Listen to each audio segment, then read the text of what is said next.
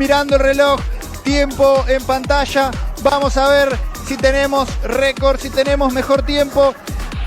በአርጀንቲና ምድር በተደረገ የግማሽ ማራቶን ውድድር ዮሚፍ ቀጀልቻ ሪከርድን ጭምር በመስበር የውድድሩን ሪከርድ ሰብሮታል። ጀግናው አትሌት ዮሚፍ ቀጀልቻ ትላንትና በአርጀንቲና ምድር ቦነስ አይረስ የተደረገውን የሚዲያ ማራቶን ዴ ቦነስ አይረስን ግማሽ ማራቶን ውድድርን አዲስ የዓለም ሪከርድን በመስበር ጭምር ነው ያሸነፈው። በቅርቡ በተደረገ የማራቶን ውድድር ከ2 ሰዓት በታች በመግባት የኢትዮጵያ የምንጊዜም ፈጣኑ የማራቶን ሯጭ መሆኑን ያረጋገጠው ዮሚፍ ቀጀልቻ አሁንም በሪከርድ ሰባሪነቱ እንደቀጠለ ይገኛል።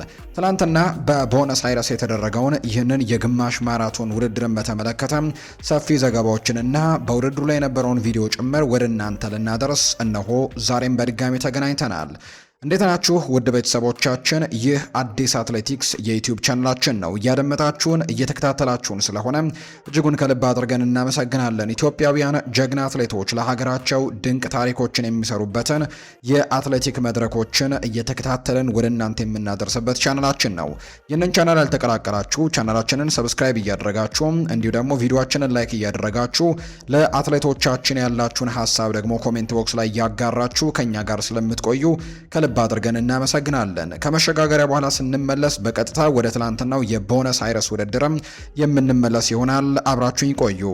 Mirando el reloj, tiempo en pantalla, vamos a ver si tenemos récord, si tenemos mejor tiempo. ትላንትና ለኢትዮጵያውያን አትሌቶች ድንቅ ቀን ነው ብሎ ማንሳት ይቻላል። ምክንያቱም በርከት ባሉ ውድድሮች ላይ ኢትዮጵያውያን ባለድል ሆነው ያጠናቀቁበት ዕለት ሆኖ ተጠናቋል። ጀግናው አትሌት ዮሚፍ ቀጀልቻ ትላንትና በአርጀንቲና መዲና ቦነስ አይረስ በተካሄደው የሚዲያ ማራቶን ዴ ቦነስ አይረስ ግማሽ ማራቶን ውድድርን አዲስ የዓለም ሪከርድን ጭምር ነው በመስበር ያሸነፈው። ዩጋንዳዊው ጃኮብ ኪፕሊሞ ባለፈው መጋቢት ወር በፖርቱጋል ሊዝበን ከተማ 57 ደቂቃ ከ20 ሰከንድ በሆነ ሰዓት ሪከርዱን ይዞ እንደነበር የሚታወስ ነው። ዮሚፍ ቀጀልቻ ግን ይህንን ሪከርድ በትላንትናው ዕለት ከአስደናቂ ብቃት ጋር በ29 ሰከንዶች በማሻሻል ወደ 56 ደቂቃ ከ51 ሰከንድም ዝቅ በማድረግ ሪከርዱን በእጁ ለማስገባት ችሏል። አትሌቱ ባለፈው ሚያዝያ ወር በተካሄደው የለንደን ማራቶን በርቀቱ የመጀመሪያ ውድድሩን አድርጎ 1 ሰዓት ከ59 ደቂቃ ከ41 በሆነ ሰዓትም በመግባት ሁለተኛ መውጣቱ የሚታወስ ነው። በዚህም መጀመሪያ የማራቶን ውድድሩ ከ2 ሰዓት በታች በመግባትም በታሪክ የመጀመሪያው አትሌት መሆኑንና የኢትዮጵያንም ሪከርድ መያዙ ጭምር የሚታወስ ነው። በትላንትናው የቦነስ አይረስ የግማሽ ማራቶን ውድድር በሴቶቹ ምድብ ደግሞ ሌላኛዊቷ ኢትዮጵያዊት አትሌት ፎተን ተስፋዬ ቀዳሚ ሆና በመግባትም ባለድል ሆናለች። አትሌቷ ርቀቱን ለመጨረስ የፈጀባት ሰዓትም 1 ሰዓት ከ03 ደቂቃ ከ57 ሰከንድ ነው። በአጠቃላይ ኢትዮጵያውያን አትሌቶች የትላንትናውን የቦነስ አይረስ ማራቶንን በአንደኛም በወንዶቹም በሴቶቹም በአንደኝነት ያጠናቀቁበት ውድድር ሆኖ ይጠናቀቀው። ትላንትና ዮሚፍ ድሉን ካሳካ በኋላም ሌሊት ላይ በተደረገው የሪቨር ፕሌት እና የቬሊስ ሳልፈርድ ጨዋታ አስቀድሞ ለደጋፊዎቹ እውቅና ተሰጥቶታል። በስቴዲየሙ በቦነስ አይረስ የግማሽ ማራቶን የገባበትን 56 ደቂቃ ከ51 ሰከንድ የተጻፈበትን የሪቨር ፕሌት ማሊያንም እንደተበረከተለት ጭምር ነው ይፋ የተደረገው። በሳምንቱ መጨረሻም የዓለም ላይ የተደረጉ ውድድሮች ላይ ኢትዮጵያውያን አትሌቶች አስደናቂ ውጤቶችን ያስመዘገቡበት ውጤት ሆኖ ተጠናቋል። ቅዳሜና እሁድ በዓለም የተለያዩ ከተሞች በተካሄዱ የጎዳናና የመምላይ ውድድሮችም ኢትዮጵያውያን አትሌቶች ድንቅ ብቃት አሳይተው በርካታ ድሎችን አስመዝግበው ያጠናቀቁባቸው 2 ቀናቶች ሆነዋል። ቀደም ብዬ የገለጽኩት በአርጀንቲና ቦነስ አይረስ የተካሄደው የግማሽ ማራቶን በወንዶች ውድድር ኢትዮጵያዊው አትሌት ዮሚፍ ቀጀልቻ በበላይነት ሲያጠናቅቀው ሪከርዱንም ጭምር ማሻሻሉን ቀደም ብዬም ገልጬላችኋለሁ። ከዛ ውጪ በሴቶችም ውድድር ደግሞ እንዲሁ ባለድል የሆነችው ፎተን ተስፋዬ እንደነበረች የሚታወስ ነው። ኢትዮጵያውያኑ ታደሰ ወርቁ 59 ከ20 በማስመዝገብ ሁለተኛ፣ በረከት ነጋ ደግሞ 1 ሰዓት ከ00 ከ20 በማጠናቀቅ ሶስተኛ ደረጃን ይዘው አጠናቀዋል። በዚህም የወንዶች መድረኩን ሙሉ በሙሉ አረንጓዴው ጎርፍ በሚባል መልኩ በኢትዮጵያውያን አትሌቶች የተቆጣጠሩት ነው። በሴቶቹም ውድድር ፎተን ተስፋዬ 1 ሰዓት ከ03 ከ57 በመግባትም አሸናፊ ስትሆን የውድድሩን የቦታውንም ክብረ ወሰን ጭምር ያሻሻለችበት ውጤት እንደነበር የሚታወስ ነው። በሰሜን አየርላንድ በተካሄደው የአንትሪም ኮስት ግማሽ ማራቶን ግርማዊት ገብረ እግዚአብሔር 1 ሰዓት ከ06 ከ12 በማስመዝገብ የሴቶች ውድድሩን በበላይነት ያጠናቀቀችበት ውድድር ነው። ውዴ ከፍ ያለው 1 ሰዓት ከ07 ከ12 በማስመዝገብ ሶስተኛ፣ ደግቱ አዝመራው ደግሞ 1 ሰዓት ከ08 ከ44 በማጠናቀቅ አራተኛ ደረጃን ይዛ ማጠናቀቅ ችላለች። በወንዶች ይስማው ድሉ 1 ሰዓት ከ01 ከ06 በሆነ ሰዓት በመግባት አምስተኛ ደረጃን ይዞ ነው ያጠናቀቀው። በዚሁ የአንትሪም ኮስት 5 ኪሎ ሜትር ውድድርም ኤርሚያስ ግርማ በ13 ደቂቃ ከ50 የወንዶቹን በበላይነት ማጠናቀቅ ችሏል። ይህ አትሌት በቅርብ ጊዜ ከሙሐመድ አማን ቀጥሎ በአጭር ርቀቶች ኢትዮጵያን በትልቁ ያስጠራል ተብሎ የሚጠበቅ አትሌት ቢሆንም ወደ ጎዳና ላይ ውድድሮች ወጥቶ ግን ትላንትና ባለድል ማድረግ ችሏል። ኤርሚያስ ግርማ በ13 ደቂቃ ከ50 የወንዶቹን በበላይነት ሲያጠናቅቅ አይን አዲስ መብራቱ ደግሞ በ14 ደቂቃ ከ51 የሴቶቹን ውድድር በበላይነት ያጠናቀቀች አትሌት ሆናለች። በታይላንድ ግማሽ ማራቶን ክንዱ ጥሩነህ ባለድል ሆኗል።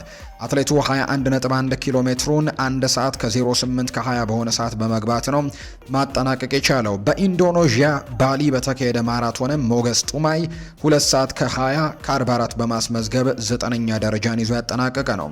በሴቶች መድኃኒት ፈይራ 2 ሰዓት ከ40 ከ43 በማስመዝገብ አራተኛ፣ በሻዱ በቀለ ደግሞ 2 ሰዓት ከ41 ከ58 ስድስተኛ፣ ሰዓዳ ከድር ደግሞ 2 ሰዓት ከ43 ከ24 በማጠናቀቅ 8ኛ ደረጃን ይዘው አጠናቀዋል። በደቡብ አፍሪካ አብሳ ቲሽፕ ሲቲ የተደረገ ደግሞ የ10 ኪሎ ሜትር ውድድርም አለ። ሰላም ገብሬ 33 ደቂቃ ከ35 በሆነ ሰዓት ስድስተኛ ወጥታለች።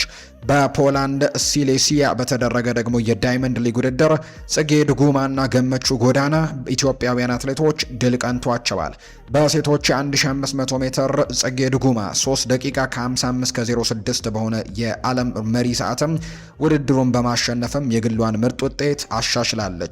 ብርቄ ሀየሎም 8ኛ፣ ሳሮን በርሄ ደግሞ በዚሁ የ1500 ሜትር የሴቶች ውድድር 11ኛ ሆና ነው ያጠናቀቀችው።